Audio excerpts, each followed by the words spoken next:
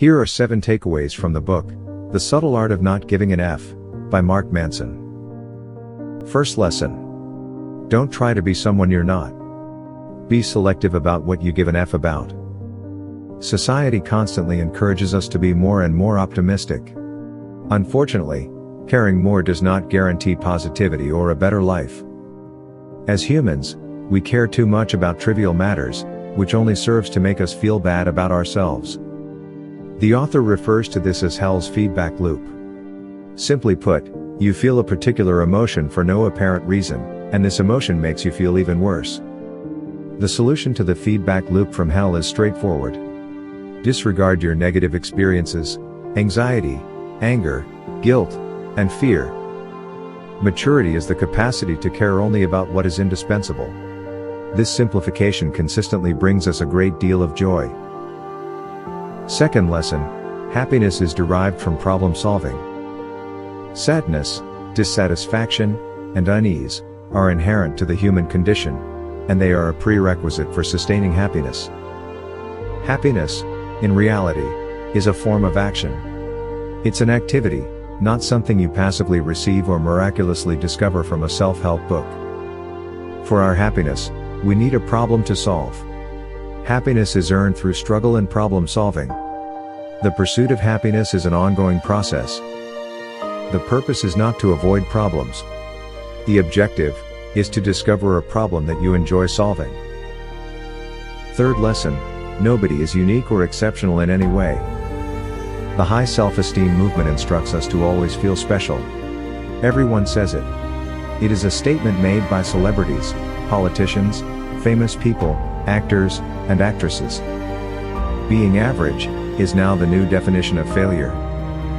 Many individuals fear accepting mediocrity because they believe they will never accomplish anything. The reality is, however, that knowledge and acceptance of your own mundane existence will liberate you to achieve your goals without judgment or grandiose expectations. Therefore, rather than viewing mediocrity negatively, be grateful and appreciate the little things in life. Fourth lesson, do not build your life around meaningless causes. Instead, prioritize only essential values. Humans frequently devote substantial portions of their lives to causes that appear pointless or destructive. Sometimes, we know in our hearts that our actions will cause us to suffer, but we do them anyway. This is because suffering has meaning for us, and because suffering has meaning, we are able to endure and perhaps even enjoy it. No matter how much you dislike it, suffering is an inevitable part of life. Instead of avoiding negative circumstances, accept and confront them. Instead of asking, how can I end my suffering? Ask yourself, why am I suffering? For what reason? If you want to alter the way you perceive your problems, you must revise your values and metrics for failure and success. Negative denial perpetuates problems rather than resolving them. It is acceptable to not always be optimistic. Negative emotions are essential to emotional well-being. Fifth lesson, take radical responsibility for your life, and embrace uncertainty, to experience growth and advancement. We can only improve ourselves if we recognize that we are responsible for every aspect of our lives. Regardless of the circumstances, you are responsible. There is a distinction between blaming others for your situation and their actual responsibility for the situation.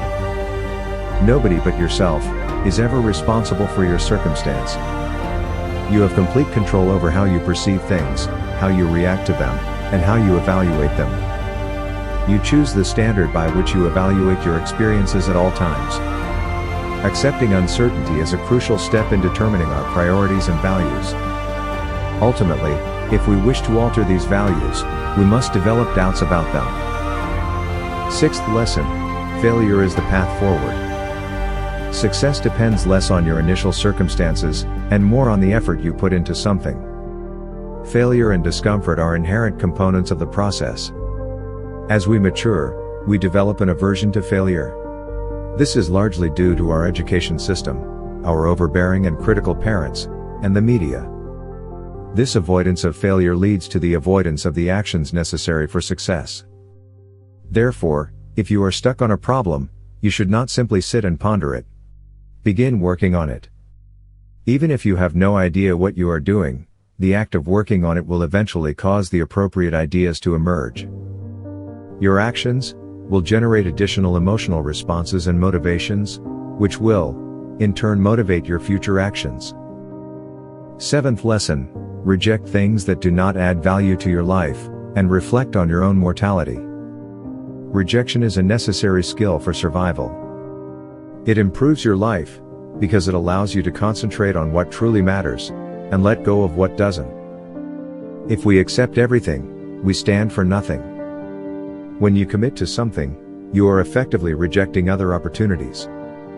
In order to truly live a full, happy, and fulfilled life, it is necessary that we periodically consider our mortality.